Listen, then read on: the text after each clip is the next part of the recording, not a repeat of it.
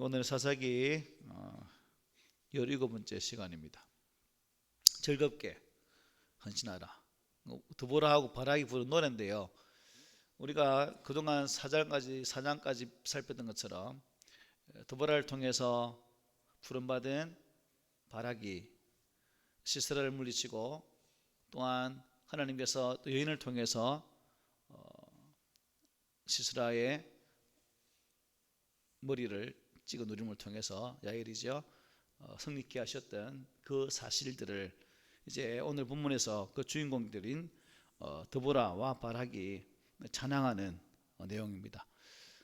전쟁에서 주인공은 누굴까? 하나님이라는 거죠. 하나님께서 친히 전쟁을 관장하시고 그 전쟁 속에 임해 주셔서 이스라엘 백성들을 구원하여 주신 그 역사를 지금 드보라가 지금 찬양을 하고 있는 겁니다. 결국 이 찬양은 하나님 영광 돌리는 찬양이기 때문에 승리의 노래, 승리의 찬가라고도 이렇게 부를 수 있을 것 같습니다.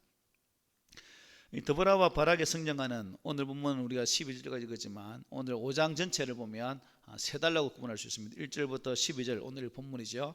고통받는 이스라엘을 구원하기 위해 지도자로 드보라를 세우신 하나님을 찬양하는 모습을 볼 수 있고, 또 다음 주 보게 되어질 13절부터 23절에서는 기송강 전투에서 인간의 상상을 초월하는 특별한 방법으로 싸워주신 하나님을 찬양하는 가운데에 이 거룩한 전쟁에 동참하지 않은 지파들을 책망하는, 하나님의 싸움에 동참하지 못했던 자들을 책망하는 내용을 노래하고 있고, 마지막으로 24절부터 31절에서는 이 가나안 왕 야빈의 군대 장관 시스라를 죽인 야헬에 대한 축복의 선언의 말씀을 주고 있는 것을 보게 됩니다. 그래서 오늘 우리가 읽었던 본문의 말씀을 가지고 하나님 앞에서 구원받은 백성으로서 우리가 어떻게 주님의 앞에 헌신할 것인가 라는 그러한 묵상으로 나아가는 시간 됐으면 좋겠습니다. 드보라는 하나님을 찬양하면서 승리하기 이전 자신들이 처했던 그 상황을 오늘 본문 6절 7절에서 이렇게 고백합니다. 아나스의 아들 삼갈의 날에 또는 야엘의 날에는 대로가 비었고 길의 행인들은 오솔길로 다녔도다. 이스라엘에는 마을 사람들이 그쳤으니 나 드보라가 일어나 이스라엘의 어머니가 되기까지 그쳤도다 말합니다. 당연히 가나안 땅의 새로운 주인은 이스라엘 백성들입니다. 이스라엘은 하나님의 약속의 땅에 들어온 새로운 주인들이죠.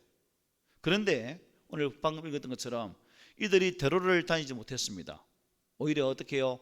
오솔길로 숨어 다녔다라고 말합니다. 하나님께서 열어주신 시온의 대로와 같은 길을 걷지 못하고 숨어서 사이사이 길로 다니야만 했던 이스라엘 백성들의 모습. 또 이스라엘에는 마을 사람들이 거쳤단 말이죠. 무슨 뜻입니까? 동네에 사람들이 드러내놓고 다닐 수 없는 그런 상황. 동네에서 이웃과 더불어 편하게 살 수가 없는, 요즘 같으면 치안 부재의 상황. 외국 사람들이 우리나라에 오면 가장 불안한 게 뭔지 아십니까? 밤늦은 시간에도 여자가 혼자서 돌아다니는 거, 이걸 엄청 부러워합니다. 외국에는 밤만 되면 위험하거든요. 그래서 이 당시가 아마 이 야빈의 치안 때문에, 그 쉽게 말하면 지배 때문에 하술의 지배 때문에 이들이 제대로 움직이지 못했던, 두려워서 움직이지 못했던 그런 상황이라고 보시면 되겠습니다. 7절 말씀처럼 이스라엘에는 마을 사람들이 그쳤으니 나 드보라가 일어나 이스라엘의 어머니가 되기까지 그쳤도다 말씀하고 있죠. 예전에 우리 일제 강점기 때 일본의 그 압제에 못 이겨서 우리 국민들이 어디로 많이 갔죠? 중국으로, 러시아로 많이 이주했잖아요. 그것처럼 뭐 그런 상황, 그것을 우리가 이해로 도입하면 좋을 것 같습니다. 어쨌든 이러한 세월이 몇 년 동안요? 20년 동안이나 계속되었습니다. 이스라엘은 가나안 왕 야빈에게 그야말로 굴욕적인 그런 삶을 살고 있는 상황이었다는 것이죠. 드보라는 왜 그랬는가? 왜 그들이 20년 동안 야빈에게 그런 굴욕적인 삶을 살 수밖에 없었는가? 그 이유가 뭔지 아십니까? 이유가 뭘까요? 8절에서 말씀해 주고 있죠. 우리 함께 읽어볼까요? 8절 시작. 무리가 새 신들을 택하였으므로 그때의 전쟁이 승물에 이르렀으나 이스라엘의 4만 명 중에 방패와 창이 보였던가. 무리가 뭘 쫓았다고요? 새 신들, 가나안 땅에 있는 새로운 신들을 택해서 결국 이게 무슨 의미일까요? 우상 숭배에 빠져버렸다는 것입니다. 가나안 땅에서 그 땅으로 인도하신 하나님을 찬양하고 하나님을 경배해야 할 택한 민족 선민 이스라엘 백성들이 하나님 한 분을 경외하지 아니하고 그 땅에 있는 새 신, 사람이 만든 우상을 섬기는 그 길을 선택하게 되었다는 거죠. 또다시 이스라엘 백성들이 악한 길로 가게 되었다는 것을 말씀해 주고 있습니다.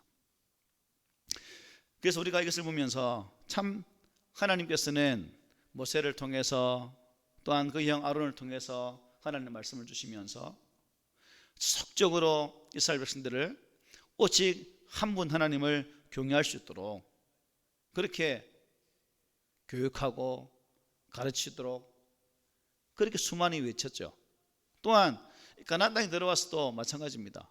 여호수아를 통해서도 그렇고 많은 믿음의 선배를 통해서 그들에게 지속적으로 하나님의 말씀, 쉐마, 즉 하나님 말씀이죠. 말씀 교육을 통해서 자녀들에게도 반드시 하나님 말씀 앞에 순종하고 살아계신 하나님 한 분을 섬길 것을 원했지만 이스라엘 백성들은 그렇게 하지 못했다는 거죠. 결국 그러한 우상 숭배가 우리가 계속 보아왔던 것처럼 그들 올무가 되어지고 덫이 되어지고 옆구리를 찌르는 채찍이 되고 눈에 가시가 되어지는 그런 현상이 일어나고 만 거죠. 여러분, 하나님이 원하시는 게 뭘까요? 하나님 외에는 다른 신들이 없다는 것입니다. 시내산에서 하나님 십계명을 주실 때에 출애굽 20장 2절에 어떻게 말합니까? 나는 너를 애굽 땅 종되었던 집에서 인도하여낸 내 하나님 여호와니라. 나 외에는 다른 신을 내게 두지 말지니라고 말씀하시잖아요. 그토록 하나님께서는 그렇게 말했지만 끊임없이 그들을 가르쳤지만 또 절기를 주어서 절기를 통해서도 살아계신 하나님을 경배하기를 원했지만 이스라엘 백성들은 도무지 돌았으면 까먹는 이렇습니다 하고 딱 돌았으면 새까맣게 잊어버리는 우리 이구역 식구들처럼 그런 삶을 살았다는 거예요. 이게 심각한 문제거든요. 이스라엘 백성들이 그토록 우리는 하나님 기적을 눈으로 못 보잖아요. 그런데 이스라엘 백성들이 직접 봤잖아요. 전쟁을 통해서 싸우신 하나님, 그들의 삶의 자리에 모든 필요를 공급하신 하나님 자신들 눈으로 직접 봤어요. 그럼에도 불구하고 시간만 지나면 새까맣게 잊어버리고 새로운 신을, 자신의 욕심을 채워줄, 이 땅의 욕망을 채워줄, 내 육신의 욕망을 채워줄 그 무엇을 찾기에 급급한 삶을 살았다는 거예요. 그래서 오늘 우리에게 이 말씀은 너무나 의미가 있는 말씀이죠. 오직 예수 그리스도를 믿음으로 구원에 이르는 것이 구원의 핵심이거든요. 예수 그리스도를 믿고 그 가르침을 따라 사는 것이 구원에 이르는 유일한 길이라는 것입니다. 여기에는 다른 율법적인 어떤 감히 예수 외에 어떤 특별한 우리의 노력이나 수고도 감리할 필요 없는 오직 한 분 예수로 말미암아 구원받는 것인데 그들은 그렇지 못했다는 거예요. 오늘 이 시대도 많은 사람들이 믿음으로 구원받는 이 가장 단순하고 참 너무나 쉬운 진리를 알지 못하고 삶을 통해서 또 뭔가 해야 되는 것처럼 생각해서 잘못된 신앙의 길로 가는 사람이 얼마나 많습니까? 사도 바울은 이 고린도 교회에 아주 준엄한 경고의 말씀을 준 적이 있습니다.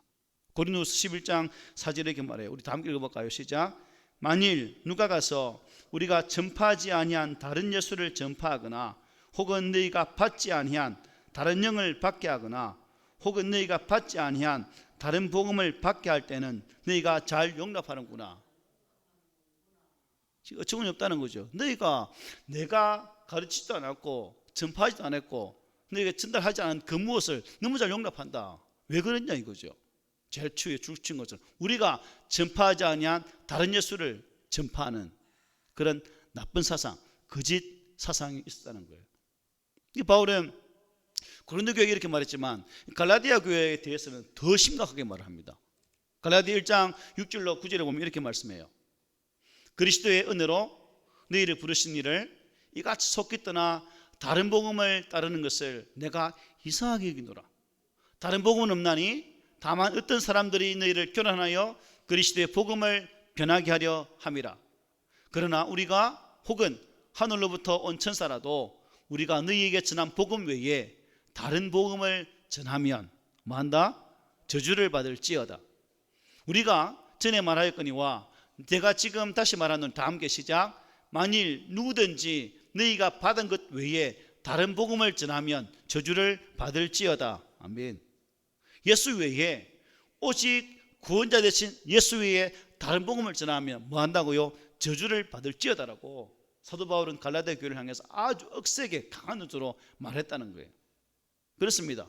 오직 예수 그리스도 안에는 은혜의 복음에서만 우리의 구원이 있는 것이지 다른 그 어느 것에도 구원이 없다는 사실을 우리도 분명하게 믿어야 된다는 거예요. 자, 그러면 여러분, 그들 스스로 가나안 왕 야빈의 군대 장관 이 스스라와의 싸움, 그리고 그가 거느렸던 이 철병거 몇 대였죠? 900대였죠. 900대를 이기고 그들이 자신들의 힘으로 승리했습니까? 자신의 능력으로 승리했습니까? 아니죠. 아까 본 것처럼 8절에 이렇게 말씀합니다. 무리가 새 신들을 택하였으므로 그때의 전쟁이 성문에 이르렀으나 이스라엘의 4만 명 중에 방패와 창이 보였던가. 자, 그런데 여기 보니까 가나안 왕 야빈에게 정말로 굴욕적인 삶을 살고 있는 지파는 지금 그 집에 그 당시 납달리하고 스불론 땅으로 말씀드렸죠.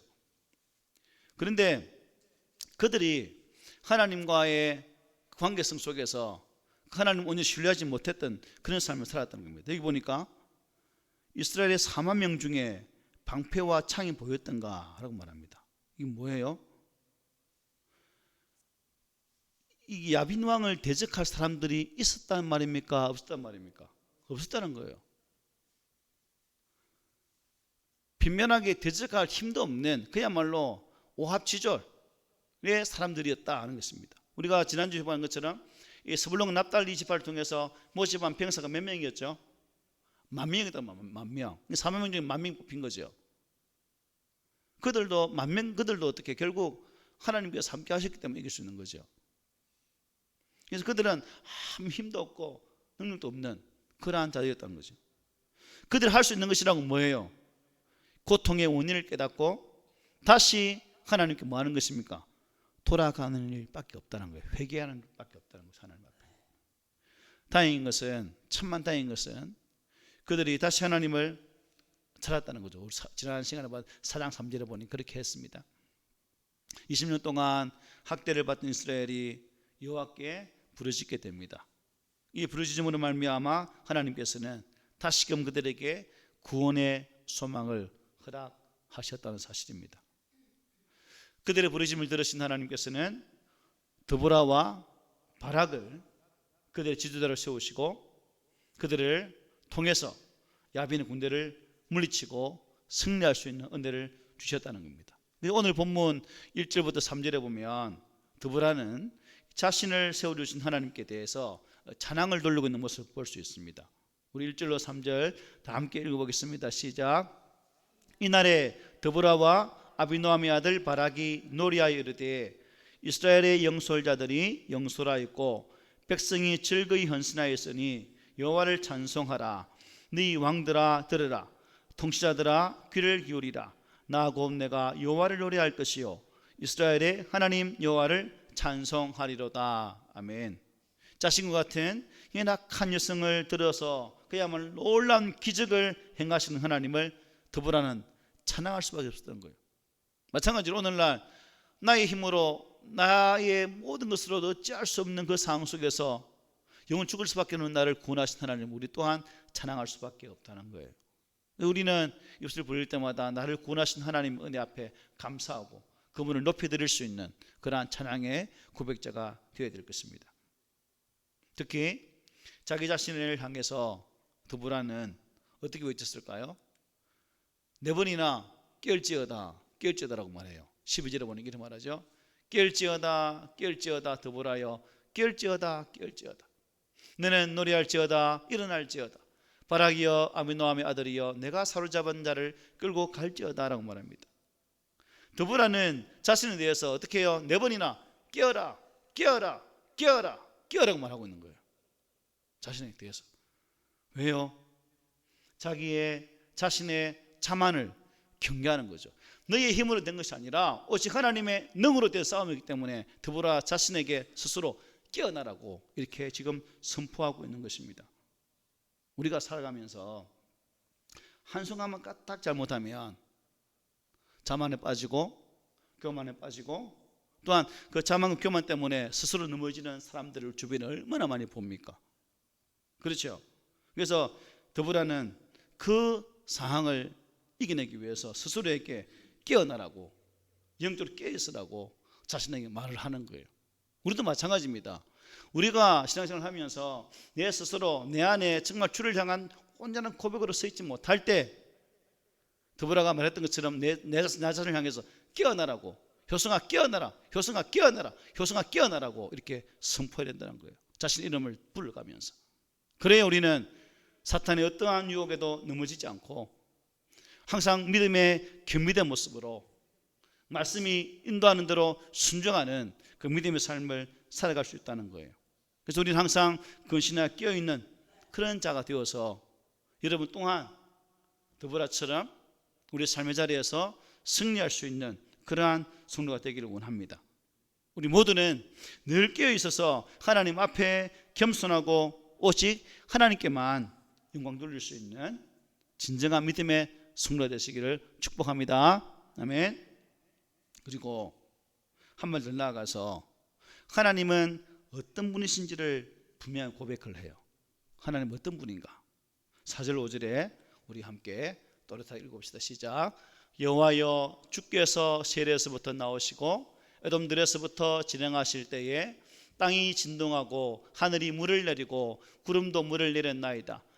산들이 여호와 앞에서 진동하니 저 시내산도 이스라엘의 하나님 여호와 앞에서 진동하였도다. 아멘. 드보라는 지금 옛날 과거를 기억하고 있습니다. 하나님의 기적의 역사는 새로운 것이 아니라는 거죠. 이미 출애굽 당시에부터 이루어진 하나님의 역사들을 지금 말씀하고 있는 거죠. 즉 하나님의 초자연적인 도움이 없었다면 그들이 가나안 땅까지 올 수 있었습니까? 없었죠. 매 순간마다 그들 걸음을 인도해 주셨고 먹을 것이 없으면 만나를 주셨고 고기 없다 뗐을 때 고기를 주셨죠. 반석을 깨뜨려 물을 주셨죠.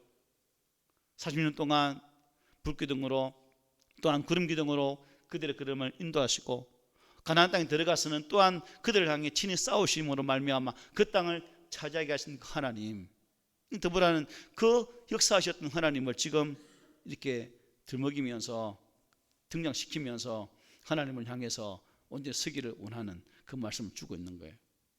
그래서 땅과 하늘이 하나님께 복종하고 산들이 하나님 앞에서 진동했다. 그렇잖아요. 모든 것이 하나님 앞에 온전히 굴복되어진 그런 상황이기 때문에 그러한 모습을 찬양을 하고 있다는 것입니다. 바로 그 하나님이 지금도 함께 하여 주신 것입니다. 이 싸움을 승리로 이끄신 분은 바로 그 하나님이셨다라고 노래하고 있는 거예요. 어떻게 해요? 우리는 이미 알고 있지만 이제 그 구체적인 내용은 다음 주 시간을 기대하시면 좋겠습니다. 다음 주를 기대하시라. 그리고 이 찬양에는 여러분 보니까 빈부귀천이나 장소에 구별이 없어요. 10절에 보면 이렇게 말합니다. 시작. 흰나귀를 탄 자들, 양탄자에 앉은 자들, 길에 행하는 자들아 전파할지어다 말합니다. 여러분 이런 볼 때에 흰나귀를 탄 자들, 양탄자에 앉은 자들은 어떤 자들인 것 같아요? 권력을 가진 자, 부자들입니다. 권력을 가진 자, 부자인 너희들도 또 뒤에 뭐 길에 행하는 자들은 가난한 자들이겠죠. 소외된 자들 다 포함됩니다. 또 언제 어디서 찬양하라고 말씀하고 있습니까? 11절이죠. 활 쏘는 자들의 소리로부터 멀리 떨어진 물 깃는 곳에서도 여호와의 공의로우신 일을 전하라. 이스라엘에서 마을 사람들을 위한 의로우신 일을 노래하라. 그때에 여호와의 백성이 성물에 내려갔도다 말씀합니다.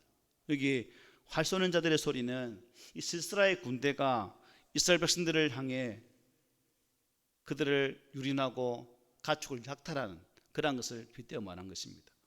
그리고 멀리 떨어진 물 깃는 곳, 그것은 말어기에, 우리가 옛날에 여러분 물 길러 보셨습니까? 우물가, 그것을 말하죠. 아마도 이것도 시스라를 비롯한 그들이 다 장악한 그런 것으로 보여집니다. 그런데 이제 하나님께서 마을 사람들을 위해서 의로우신 일을 행하셨다는 거예요. 그들을 모두 쫓아내셨다는 겁니다. 이제 마을로 모두가 내려갈 수 있게 되었다는 겁니다. 그러므로 가축을 치든 들판에 있든 마을 어기 우물가에 있든 하나님께서 행하신 일을 어떻게 하라? 널리 전파하라고 말씀을 하고 있는 겁니다. 여러분, 오늘 우리가 하나님의 은혜를 감사하는 이유도 바로 이거예요. 하나님을 찬양하는 이유도 분명합니다. 우리를 죄 가운데서 구원하신 유일한 분은 바로 하나님 한 분밖에 없기 때문에 그분을 찬양해야 된다는 거예요. 때를 얻든지 못 얻든지 오직 하나님께 찬양과 감사를 드릴 수밖에 없다는 사실입니다. 그래서 바울은 골로새 교회를 향해서 이렇게 말씀했습니다.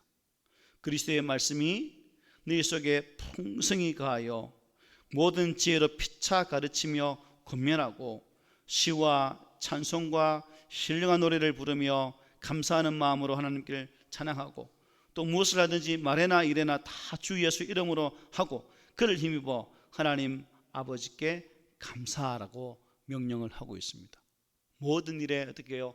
감사하라는 거죠.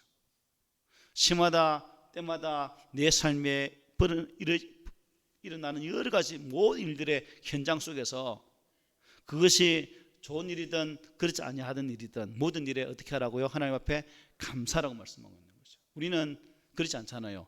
좋은 일, 잘된 일, 형통한 일에는 아이고 하나님 감사합니다 하지만 좀 힘든 일이 있으면 짜증내고 원망하는 것이 우리지 않습니까? 그런데 바울은 골로새서 교회를 향해서 모든 일 앞에 감사라고 말씀하고 있어요. 그런데 오늘 본문 중에도 아주 중요한 말씀이 나오죠. 2절입니다. 봅시다. 시작. 이스라엘의 영솔자들이 영솔하였고 백성이 즐거이 헌신하였으니 여호와를 찬송하라. 백성이 즐겁게 헌신했기 때문에 찬송하래요. 9절에 보면 이렇게 말합니다. 내 마음이 이스라엘의 방백들을 사모함은 그들이 백성 중에서 즐거이 헌신하였으니 여호와를 찬송하라. 지도자만 있다고 된 것이 아니죠.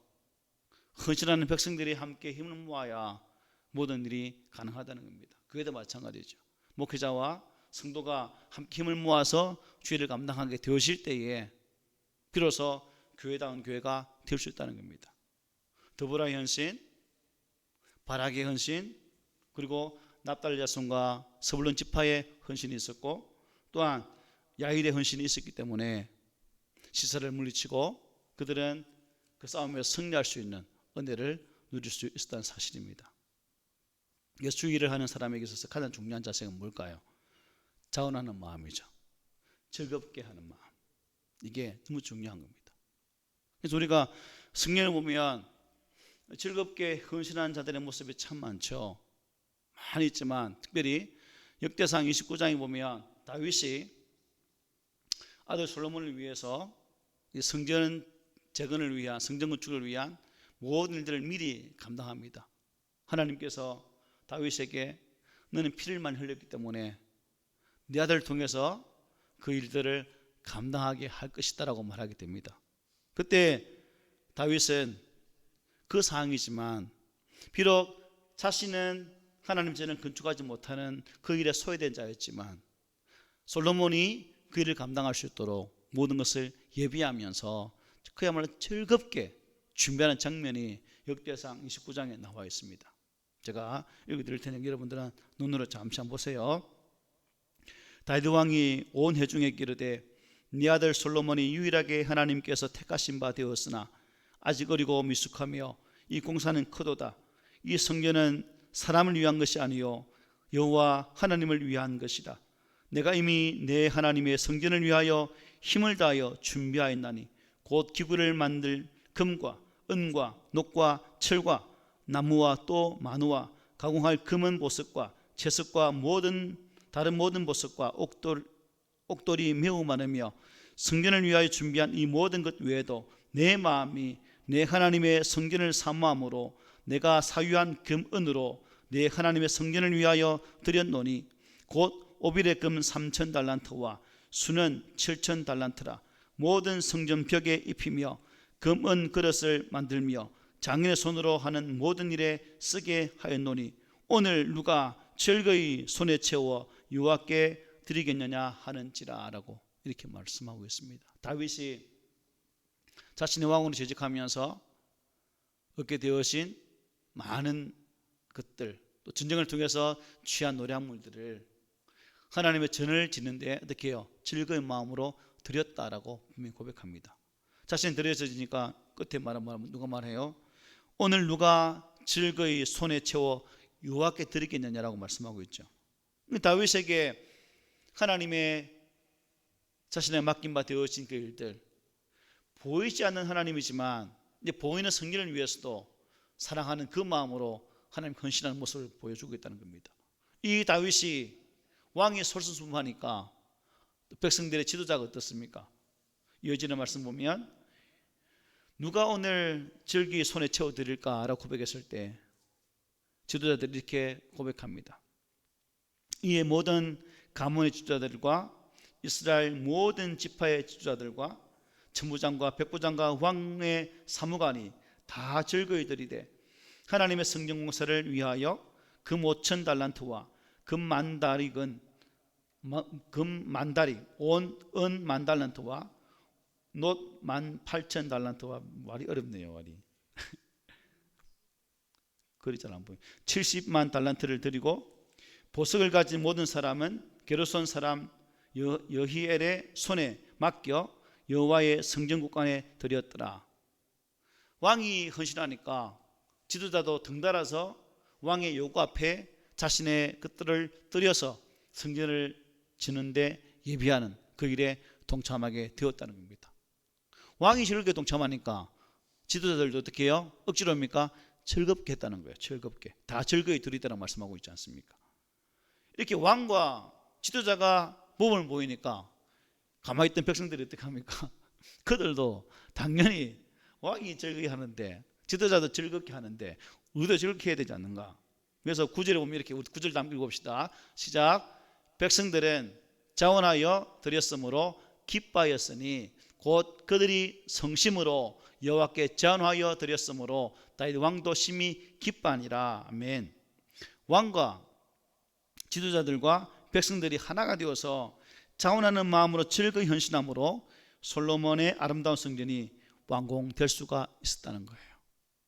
솔로몬 자신이 잘나서가 아니라 그 아버지를 통해서 함께 지도자로 살았던 그들이 또 그들의 백성이 이런 즐겁게 헌신하는 것이 있었기 때문에 솔로몬이 아름다운 하나님 성전을 지을 수가 있었다는 사실입니다.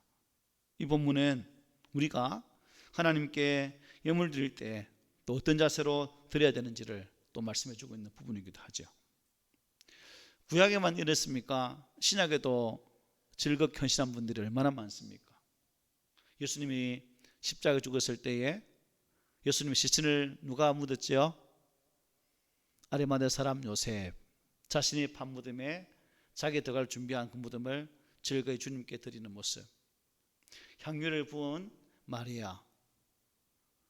또 바울은 신약시대에 전도를 많이 했잖아요. 그런데 바울 혼자 모든 것을 감당해서 전도된 것이 아니라 바울 곁에는 항상 바울을 돕는 자들이 있었습니다. 그들이 바울의 전도사에게 즐거이 헌신하고 동료했기 때문에 바울은 한 교회를 세울 수 있었고 더 많은 곳에 복음을 전할 수 있는 그 능력을 가지게 되었다는 사실이에요. 그래서 갈라디아 4장 13절부터 15절에 보면 이렇게 말합니다. 내가 처음에 육체의 약함으로 말미암아 너희에게 복음을 전한 것을 너희가 아는 바라. 자, 여러분, 내가 처음에 육체의 약함으로 말미암아, 바울에게는 눈이 안 좋아요. 안질이 눈이 하면 안 좋죠. 그때 그때 누가 있었죠? 의사 누가가 도와주지 않습니까? 그리고 너희를 시험하는 것이 내 육체에 있을 때 이것을 너희가 업신여기지도 아니하며 버리지도 아니하고 오직 나를 하나님의 천사와 같이 또는 그리스도 예수와 같이 영접하였도다. 가는 곳마다 바울을 천사처럼 예수처럼 영접을 해주었어요. 많은 성도들이. 그리고 너희의 복이 지금 어디 있느냐? 내가 너희에게 증언하노니 너희가 할 수만 있었더라면 너희의 눈이라도 빼어 나에게 주었으리라.